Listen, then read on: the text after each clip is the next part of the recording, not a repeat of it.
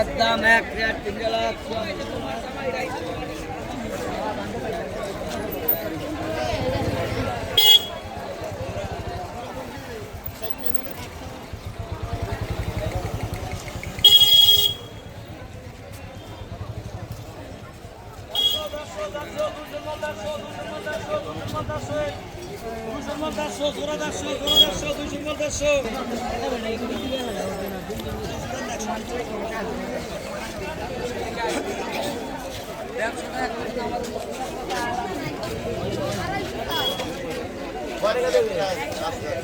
কম করতে পারবেন, কম করতে পারবেন।